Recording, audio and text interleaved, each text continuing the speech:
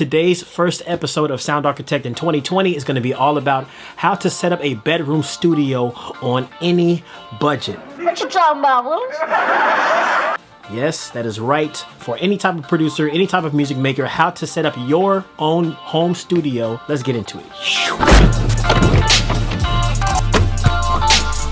So if you have been following me for at least 2 years, you know that each and every single year I do at least one video where I do a home studio tour of my music studio here in my bedroom.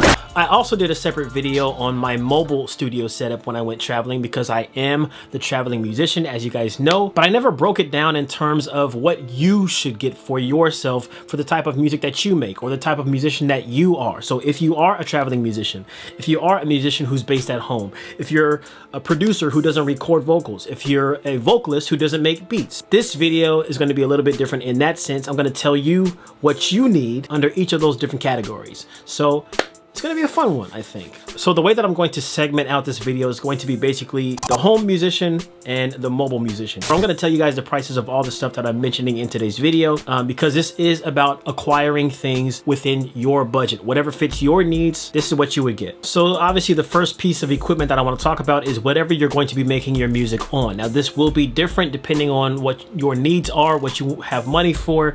I'm going to start off with my very own MacBook Pro. This is the 15-inch 2018 model 2.2 gigahertz 6-core i7 processor MacBook with 16 gigabytes of RAM and 256 gigabytes of solid-state hard drive storage. A lot of people say that MacBooks are not great for music production, but I personally have to disagree because I have owned a Mac for the longest time and it has been the most reliable device that I have ever owned in my life. And they're very intuitive. The OS, the operating system, Mac OS is a very amazing operating system. You get Logic, GarageBand for free. Also, this one is very fast because it does have that 6-core processor. A lot of people ask me on this channel, is this computer going to be enough for my music making needs? Is this computer going to be enough for my music making needs? What I like to tell everybody is don't get any kind of computer that has less than 4 cores in a processor. And then also the amount of RAM that you want to have on there, you want to have, I would say, at least bare minimum 8 gigabytes of RAM.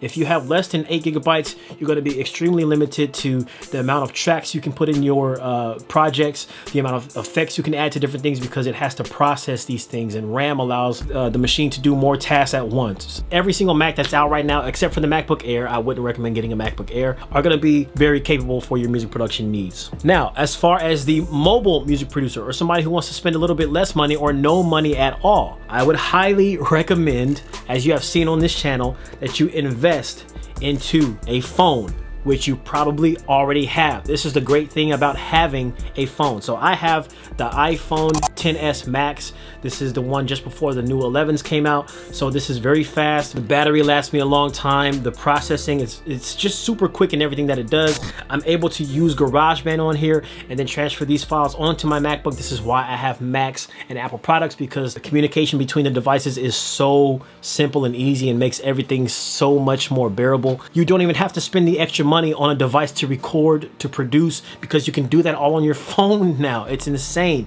But I personally would recommend an iPhone because you do get GarageBand for free on these things. And GarageBand on mobile, if you have watched any of my videos on this channel about mobile production, you have seen that GarageBand is much more than capable of making professional music. In addition to that, I used to own an iPad Pro. That is another amazing piece of equipment if you want to go ahead and invest in an iPad Pro. And somebody who I always mention on this channel when it comes to iPad Pro, iPad music production, is Henny the Business, who makes all of his beats on an iPad professionally. Yes, he is a Grammy nominated producer who's produced for Chris Brown and a whole bunch of people like that. As far as pricing goes, like I said, if you already have a phone, it's free, $0. So depending on what all you're trying to do in your music production, if you're trying to produce, this is the next piece of advice I would personally recommend for you. My next most important device, I would say, because I'm a producer, I need something to make my beats, and so I bought the Machine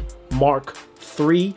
This is an incredible piece of hardware that comes with the Machine software. That's one reason why I love Native Instruments so much, why I love Machine so much, because basically you can't get the Machine software unless you buy one of their pieces of hardware. So that's going to be the Machine Mark III, the Machine Micro Mark III. You can get one of the keyboards, one of the audio interfaces that they have. Just the integration. I think Machine and Native Instruments is the Apple of the music industry. It is the Apple of the music production because everything that they build is integrated heavily into their software. Their software and their hardware come married into one, and that's the integration that I love to see. Everything is intertwined. So if you are somebody who wants to get into playing keys, or you know how to play keys, or you know the basics and you want to just like fiddle around and record your stuff into the MIDI of whatever software you're using, you're going to need a MIDI controller. Basically, a MIDI controller is a keyboard that does not have sounds built into it, but it uses the sounds in your software to control the sounds like you would a regular keyboard that has sounds built into it. So I have the Novation Launch Key 49. The reason I bought this is because Complete Control A49 was not out at the time, and the S49 was way too expensive. This is a great keyboard. This one particularly integrates well with, I think, Ableton,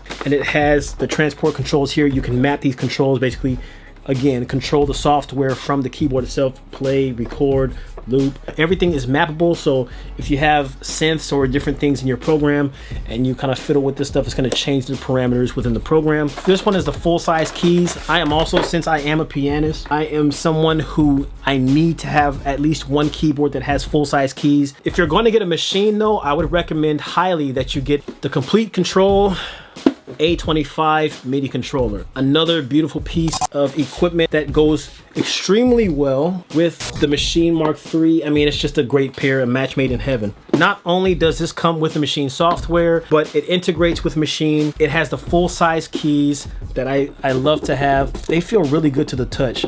Not as clunky as the ones on my Novation. You also have all the transport controls up here that you have on the Machine. So you have your start, your undo, your quantize, your ideas panel, your stop. You can change the tempo, the tap tempo here, press play, you can loop. But the fact that you can get the Machine software included with this keyboard for free is incredible. So essentially you're getting a DAW and a keyboard for 150 bucks. So this is one thing that I don't like about it, is I tried to travel with this and it was just too big for my bag that I personally had. So you can go ahead and pick yourself up the Complete Control M32. The reason why I like this keyboard is because it's not limited to just 25 keys. It actually has 32 keys, as the name suggests. They are the smaller half-size keys, which is a bit of a bummer, but I mean, obviously it's not a bummer because it's travel friendly. If you notice, this one is a lot thinner than the A25. So this allowed me to take this keyboard with me to London, Spain, Poland, all the places, Romania that I traveled in 2019. I was able to bring this thing with me and make beats all over the place, honestly. The A25 full-size key,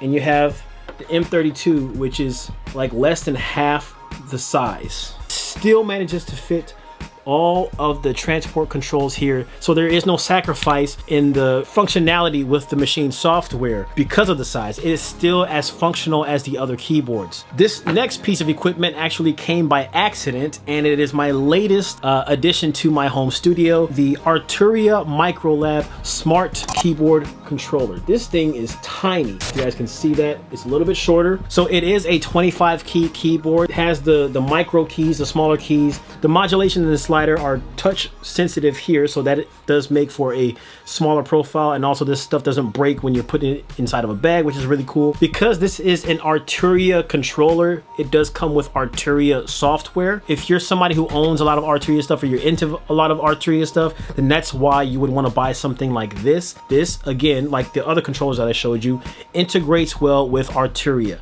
As you guys know, I love to buy keyboards that include software with it.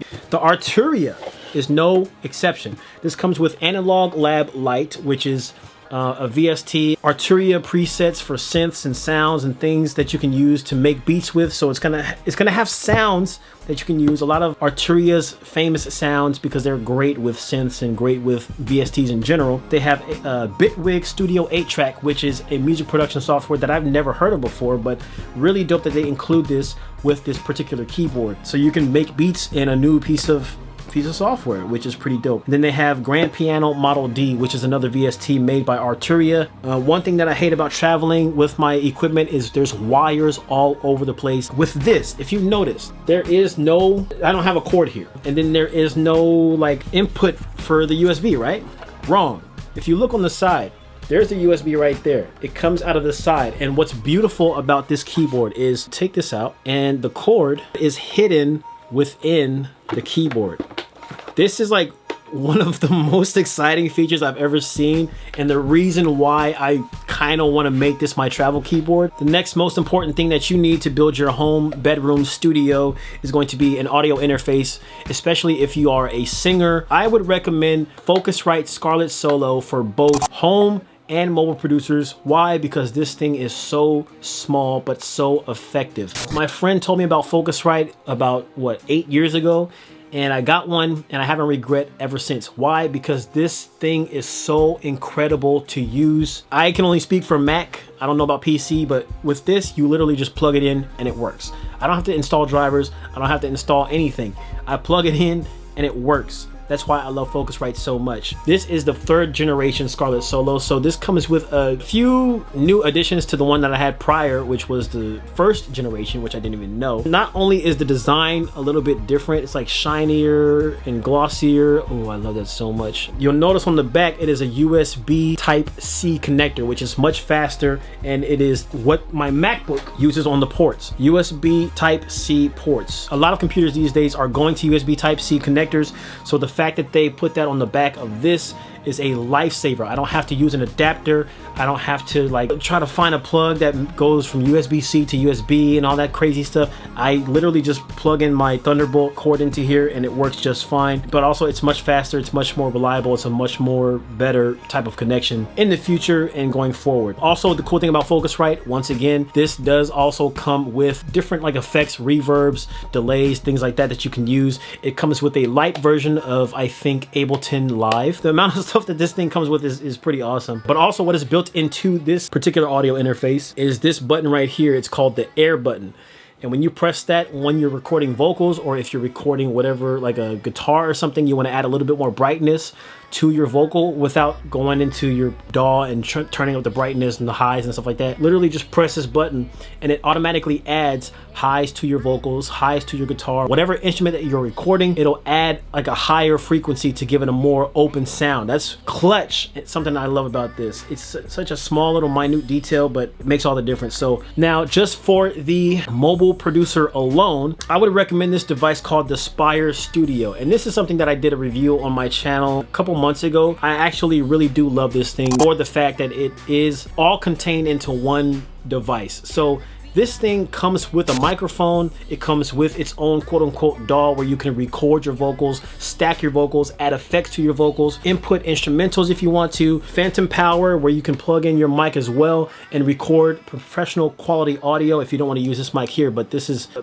great mic for what this thing can do. Lets you record 8 tracks, export them, add effects. If you want to make an entire song on here on the go, this thing is for mobile producers, mobile music makers, mobile vocalists, recording artists, whatever it may be. If you're highly on the go like I am, this is something that's great for either taking notes, ideas, and being able to layer them without having to use your phone's battery or use GarageBand on your phone. Now, I should have mentioned this a long time ago because obviously you can't make music unless you can hear your music. This goes without saying, obviously, but headphones. Now, I personally have the Audio-Technica ATH M50X headphones. I've seen Timbaland use these. I've seen Jay-Z use these. I've seen a bunch of other producers use these headphones. Gamers use these headphones. These are really reliable. They don't feel the sturdiest, but I've thrown this thing around in my bag quite a few times, thinking it was gonna break, and they haven't. So, and I've had these for almost, I think, 2 years now. And then there are these Sennheiser HD58X Jubilee headphones. Now these I was gifted. The reason why I have these, the reason why I even mention these in addition to my closed back headphones, is because these are open back headphones. I have a whole video about open back versus closed back. If you want to watch that, I'll put a link here, hopefully. These are great for mixing. The bass is not going to be accentuated. Nothing is going to be blaring and blasting and clipping. Normal sounds are not going to be accentuated like in Beats headphones. So I have these 2 yellow cones back here. These are the KRK Rocket 5. These monitors are great monitors. They're not the industry standard, but for a basic bedroom studio, these things are great quality. Blast your sound, they play your sound. They don't sound like you're playing it out of a potato. They are sitting on Mopads. I don't know what brand, but basically Mopads are these foam pads that you put on your desk, and then you put the monitor on top of the Mopads. The sound is not being sucked into the wood of the desk, and it's not being absorbed into whatever the surface of what the speakers are sitting on. So it gives that separation. So you want to get some mopeds with your speakers, with your monitors. I meant to mention my microphone when I was talking about the Spire Studio, but this is the Blue microphones, Bluebird. This is not the SL. This is the one before they started calling it the SL.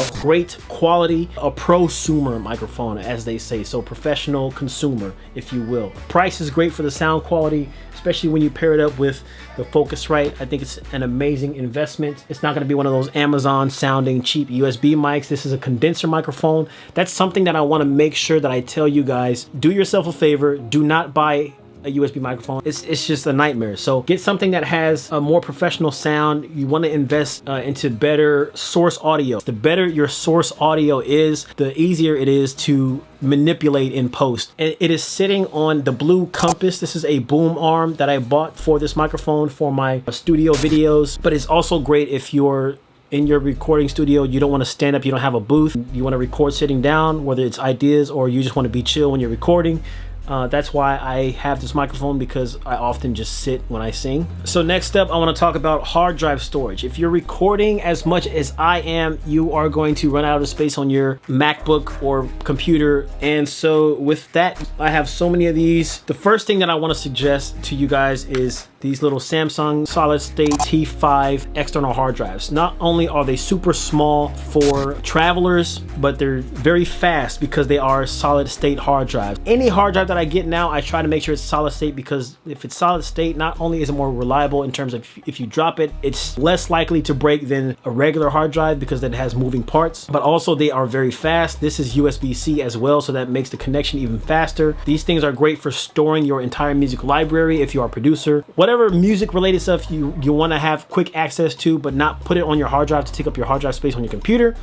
Put it on here. I promise you, you will thank me later. But if you do want to go the cheap route and get as much hard drive storage as possible, you can go with something like a regular plain old Seagate 4 gigabyte hard drive external. This is a regular USB, so it's not USB type C, and it's not a solid state hard drive. It's a little bit slower. It is going to be a lot cheaper. I think this is going to be like 59 bucks for what I paid for this, so you can get a lot more space for a lot less. But you have to be careful with these, not to drop them, not to throw them around too much, because if you do, the hard drive will die on you and you'll lose everything. Which comes to this hard drive, which is a regular hard drive. This is a Lacey, a 2 terabyte external hard drive, but it's a regular one. So that's why it has this protection around here. So if it does drop, it has shock protection. Can take a little bit of a beating. It's dust proof, shock proof, way better than a regular hard drive like this. For all my mass storage, if I really have a whole bunch of files that I really need to keep at home, I use the big boy. My book, the Western Digital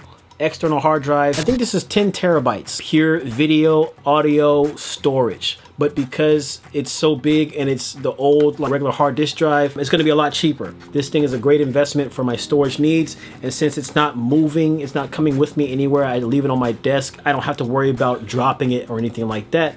So I highly recommend this if you have a lot of stuff that you're going to be storing. Next, what I want to talk about is something that I keep forgetting to talk about in my home studio, bedroom studio videos, and that is my desk, the desk itself.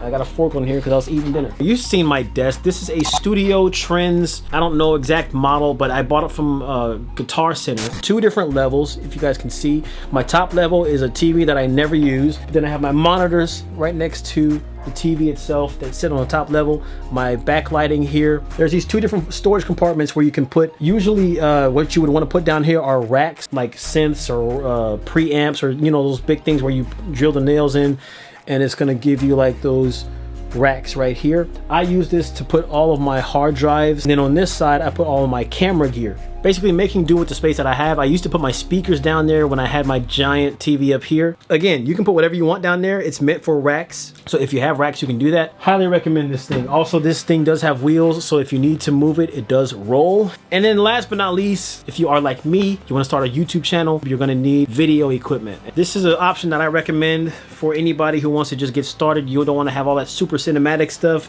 but you want to have something that's pretty good quality, you can get a GoPro. Now this is a GoPro Hero 7 Black. This is the one before the Hero 8 just came out just now. Great little investment. You can record your YouTube videos. I know a lot of channels that started out and still do record their videos with a GoPro. The main camera that I used to use all the time was actually this Sony a7 III, and I still swear by this camera. This is still one of my favorite cameras ever made because it is probably the best all-around camera of all time. It has 4K. It is a full frame camera, which means you get better low light performance if you're shooting at night somewhere, if you're shooting music videos, and also you get that nice background blur for cinematic stuff. You know, this is all like camera geek stuff if you guys are into that. Yeah, this is a really great camera. Also, it's a really great stills camera if you want to take thumbnail pictures. This thing works wonders. This has the Tamron 28-75 f2.8 lens on here, which this is a good all-around lens. Amazing camera.